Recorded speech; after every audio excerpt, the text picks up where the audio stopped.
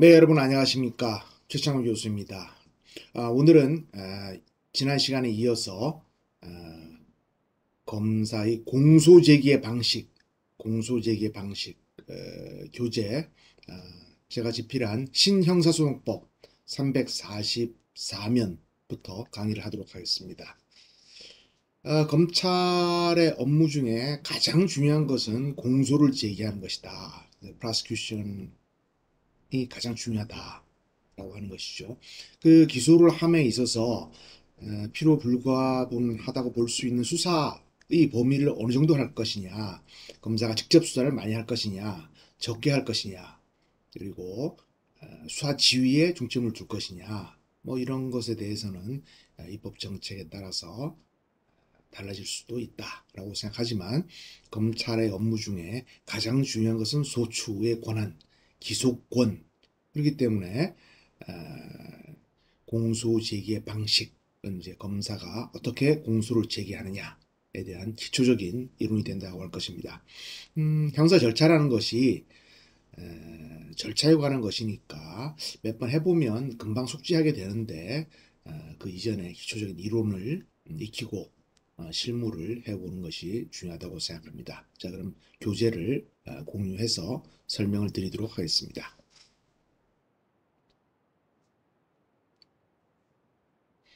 네, 교재가 공유되었습니다. 공소를 제기할 때는 서면으로 해야 되죠. 공소장이라는 서면을 법원에 제출하게 되는데 이 공소장의 범죄 사실, 그러니까 공소 사실을 잘 쓰는 것이 굉장히 중요합니다. 예전에는 한 문장으로 다 썼는데 지금은 이제 문장을 끊어서 쓰는 식으로 바뀌었습니다. 자, 이 형법에 공무원이 작성한 서류에는 다른 법률 규정이 없는 때에는 연놀일 공소를 기재하고 서명날인 또는 서명해야 한다라고 되어 있고 공소장이라는 것이 당연히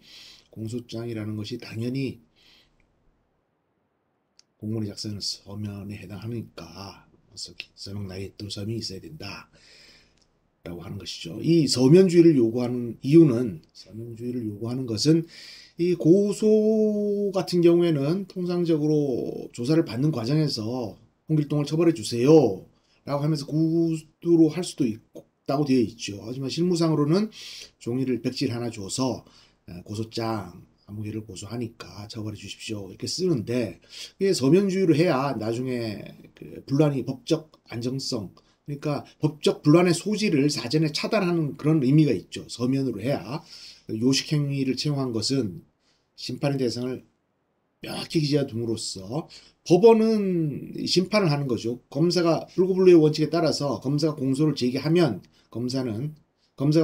공소를 제기하면 법원은 심판의 대상을 명확히 하는 것이고 피고인은 방어권의 주체로서 방어권을 행사해야 되니까 공소장을 보고 이런 내용으로 기소가 되었구나 라는 것을 보고 방어를 하기 위한 것이니까, 그죠? 공소장 제출은 공소제기라는 소송의 성립에 본질적 요소다.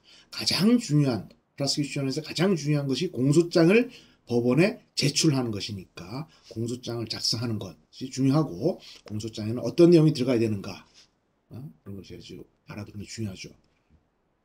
서면주의로 되어 있는데 공소장을 이게 카드깡 사건이라든가 그다음에 요즘에 인터넷에서 이루어지는 동종의 다수의 범행, 그리고 보이스피싱 뭐 이런 것을 하다 보면 그 범죄 행위가 너무 많습니다. 그래서 별지 범죄 일람표 기재와 같이 언제부터 언제까지 총 몇 회에 걸쳐서 합계금 얼마 상당을 뭐 어떻게 했다, 편취했다, 갈취했다, 뭐 이런 식으로 공소 사실을 쓰는데, 문제는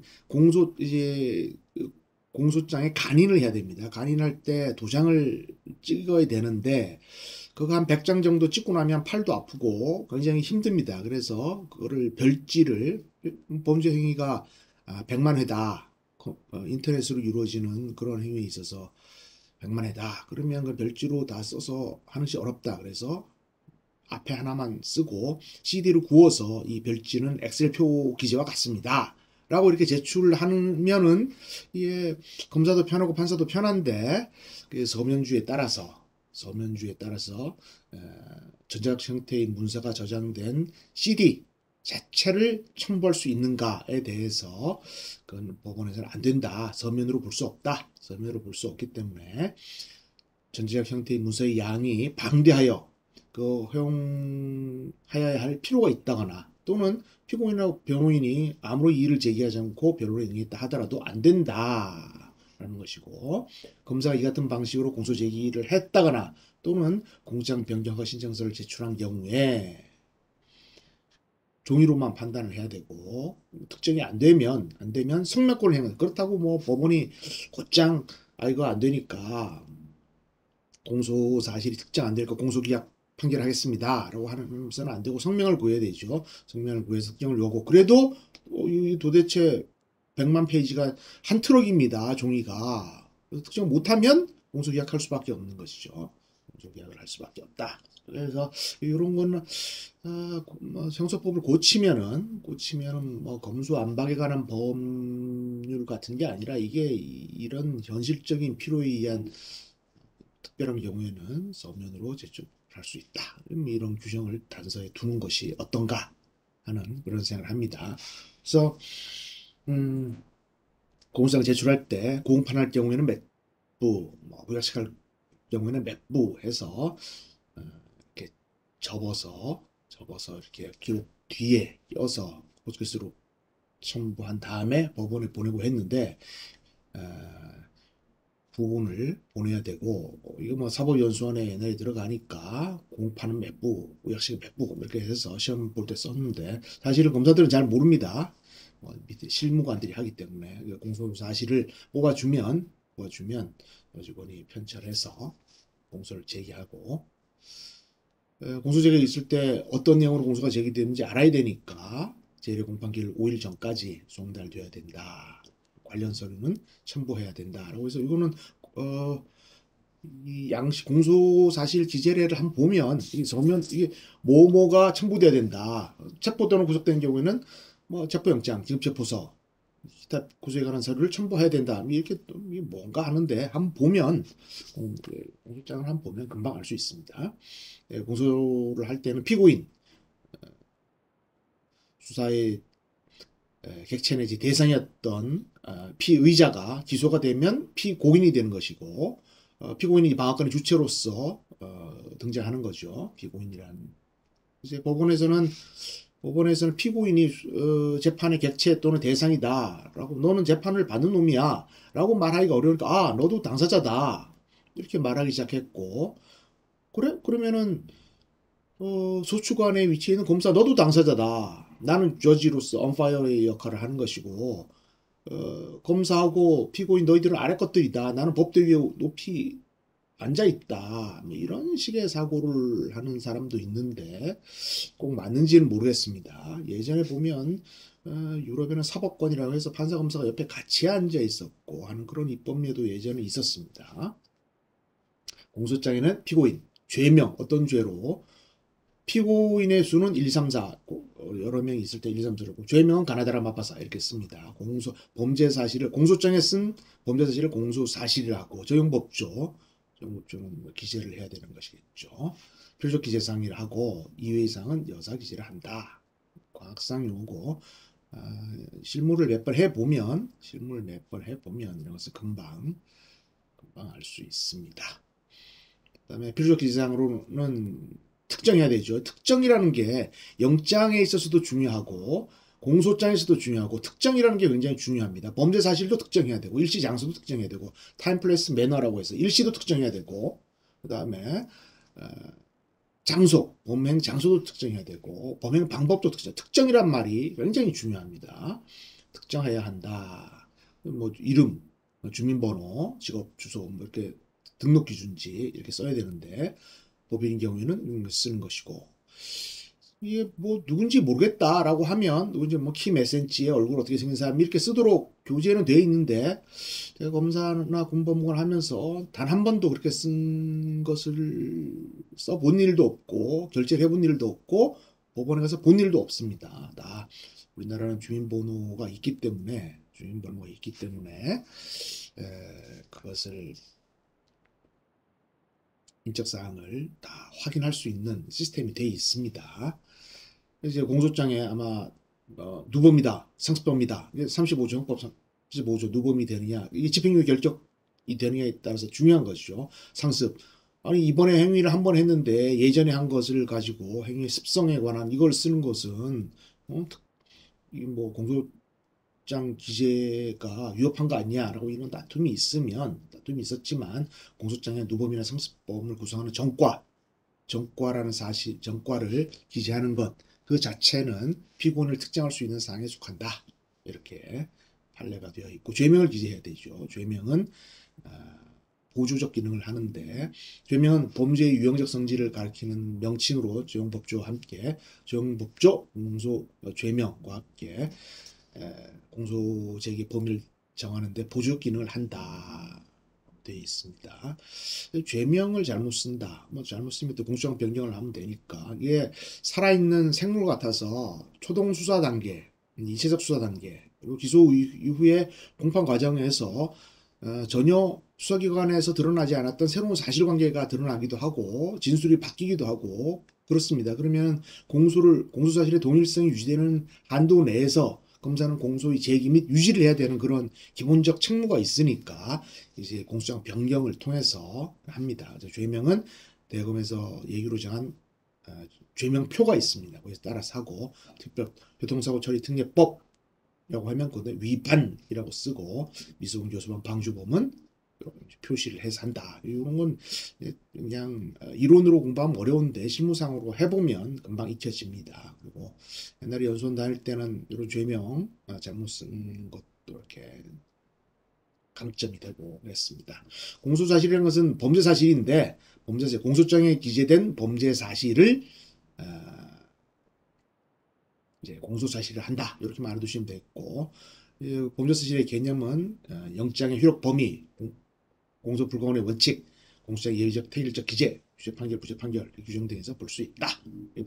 양식을 보시면 작년에 만든 책이라서 제가 21년도에 발간한 책이라서 이거를 20년 11월로 이렇게 했습니다. 중앙지검이다. 라면 이때 20년이기 때문에 20형제, 형사사건 재매토 경찰에서 수사지를 옛날에 형제사건, 선관위 진정사건, 뭐 이런 사건을 수사지를 하니까 형사사건은 아닌 것을 못 받겠다라고 해서 검찰에 수재번호를 넣었습니다. 수사사건 매토해서 그래서 수사과나 조사과에 내려보내서 수사를 하고 있습니다.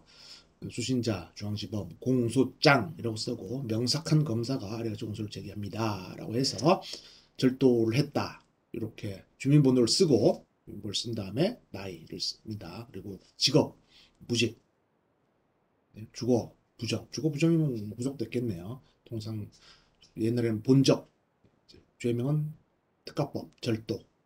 법률 위반이라고 돼 있고 법률 위반이 돼 있고 이게 괄호치고 절도라고 씁니다. 특가법 5조 2사지 1항, 형법 33조, 35조. 누범이네요. 누범이 집행유예 결격, 도장을 붉은 주의를 찍습니다.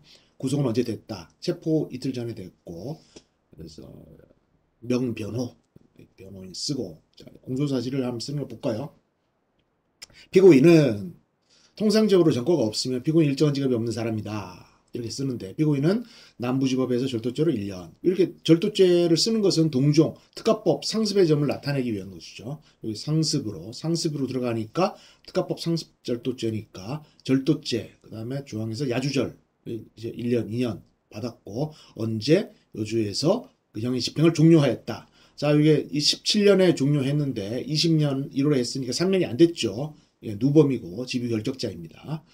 언제 요때 언제 어디에서 어디에 있는 피해자 홍길동의 집에 들어가서 침입한 후 요게 집에 이르러서 어떤 태양으로 들어갔느냐, 담장을 넘어 들어갔느냐, 문을 열고 들어갔느냐, 이미 소지하고 있던 열쇠로 번호키를 누르고 들어갔느냐 이게 다르죠.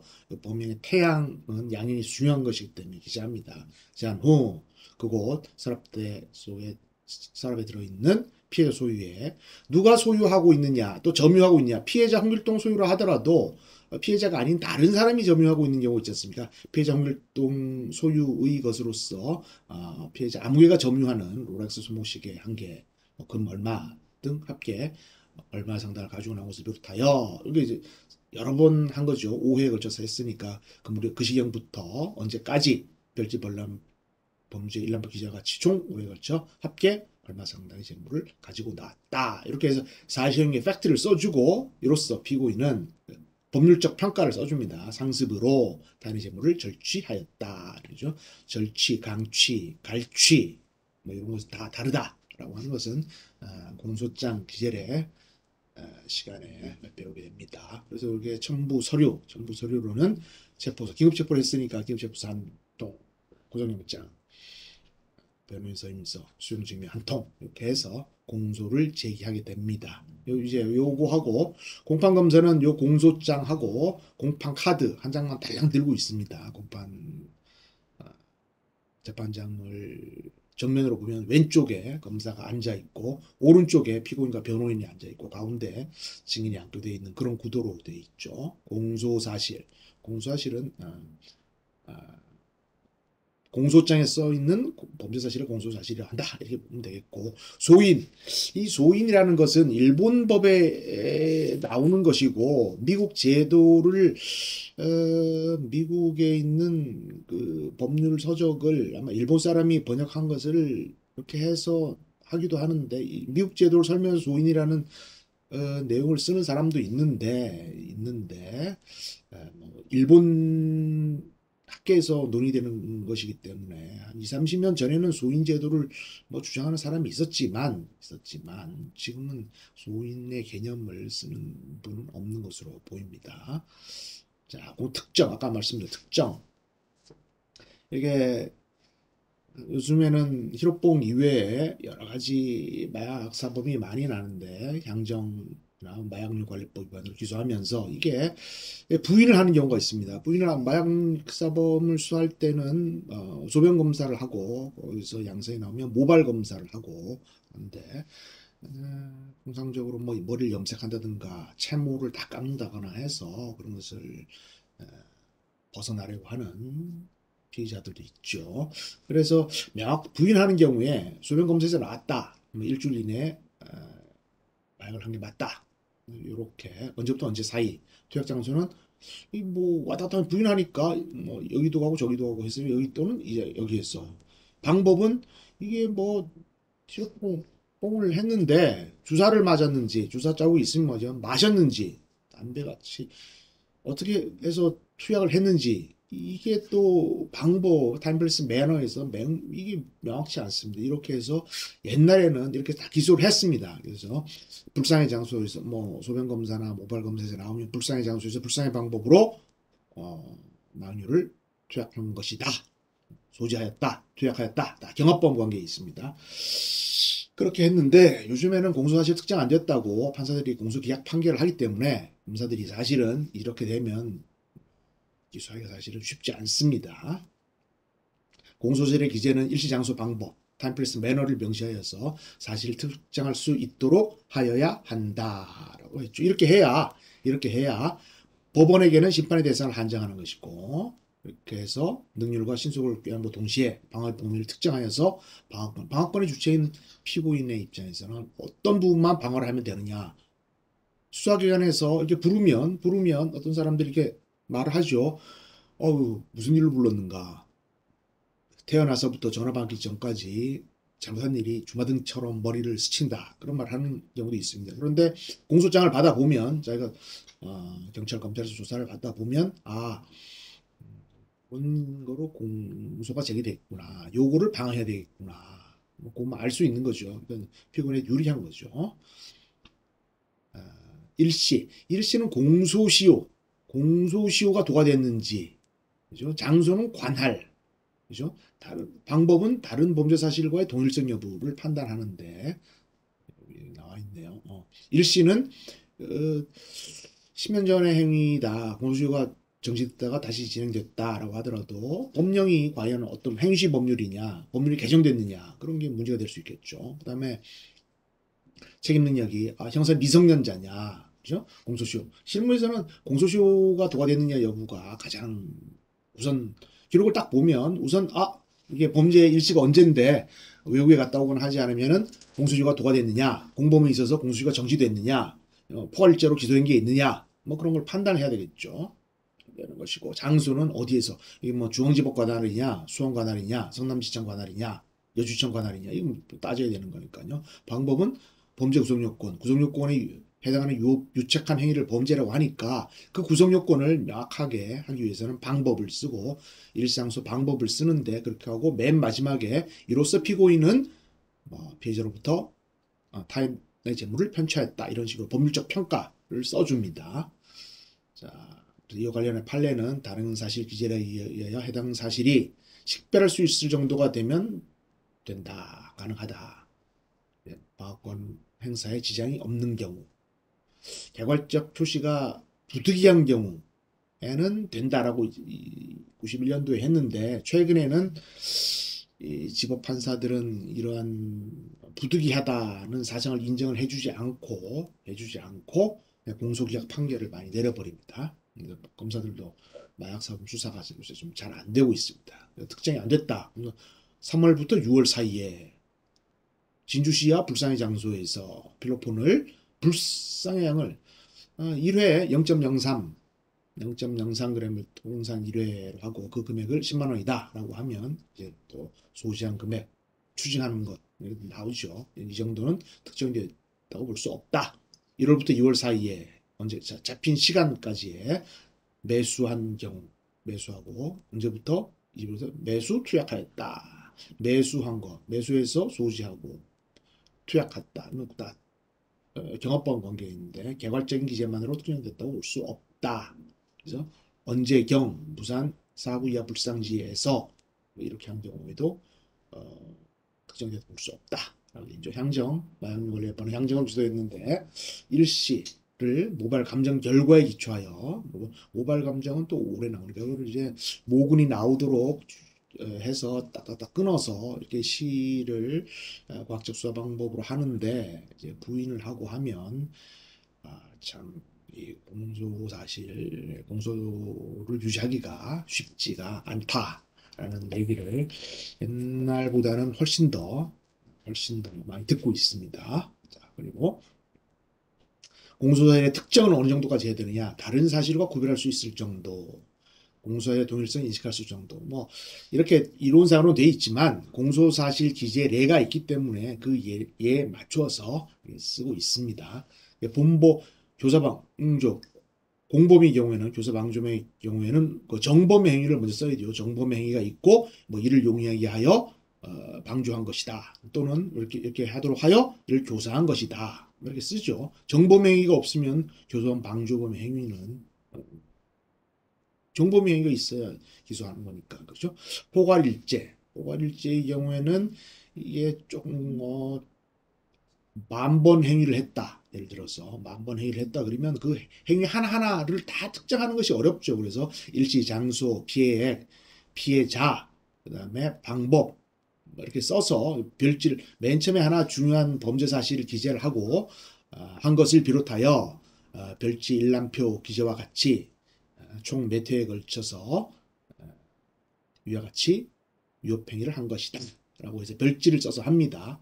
별지를 써서 하기 때문에 100번 범죄를 떼강도 옛날에는 절도 행위를 단순히 한 번 한 것이 아니라 한 번이 아니라 뭐 비닐하우스를 하나 임대를 해놓고 그다음에 뭐 트럭 떼강도, 떼절도, 합동절도죠. 뭐 그런 걸 많이 하면서 피해자 특정이 되지 않은 금은보화가 뭐 너무 많이 나오는데 피해자가 누군지도 알 수 없는 그런 행위가 많이 있었습니다. 그러니까 또 그런 상습, 특가절도로 되는 사람에게 미제인 절도 사건을 붙여서 오니까 이게 뭐 나중에 하다 보면 일부는 안 한 것 같기는 한데 또뭐 빼일 수도 없고 뭐 조사를 하다 보면 또 뭐 구속돼 있는 시간에 한 것도 오고 뭐 송치가 되고 뭐 그런 일도 있었습니다.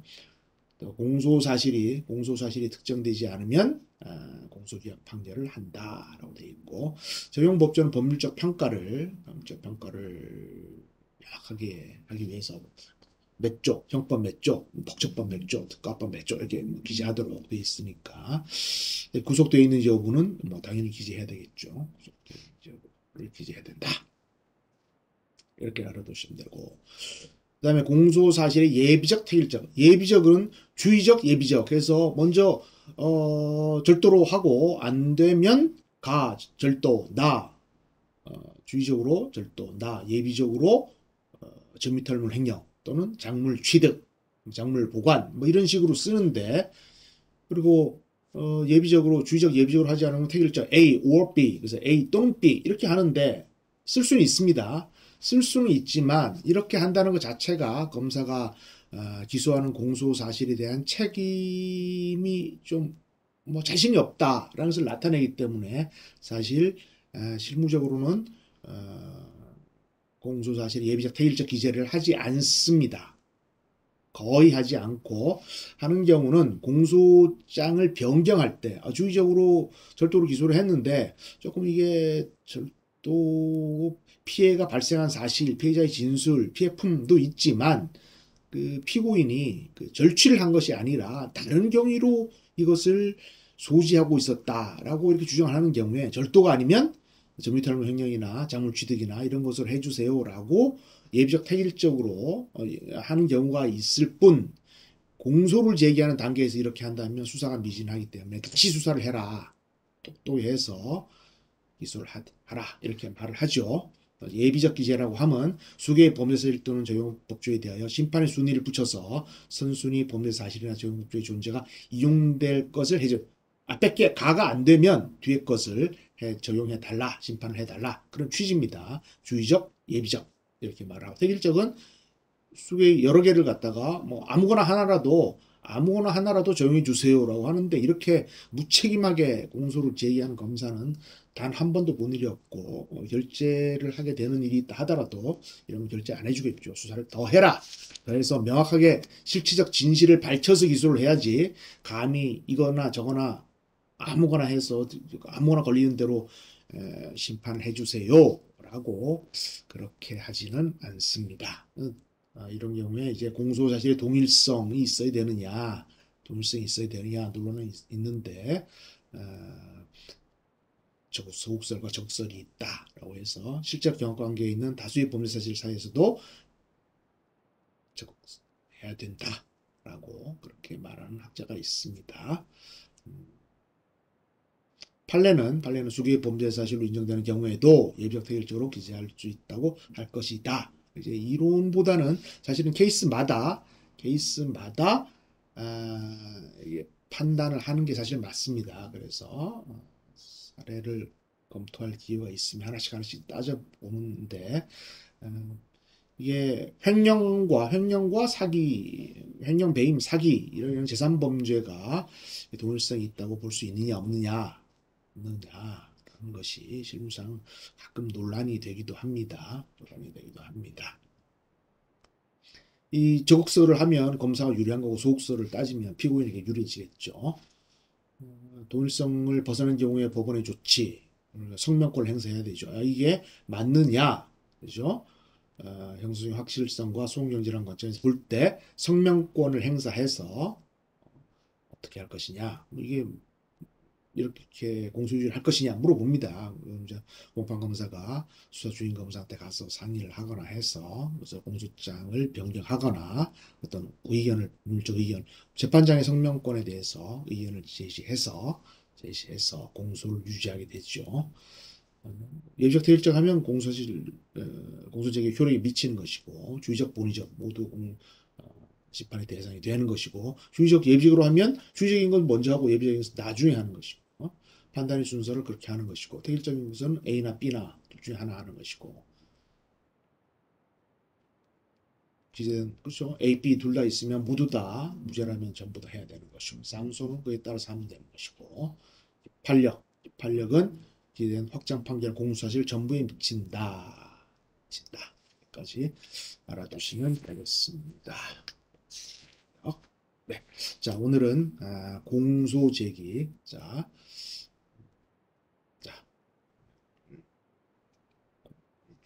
네.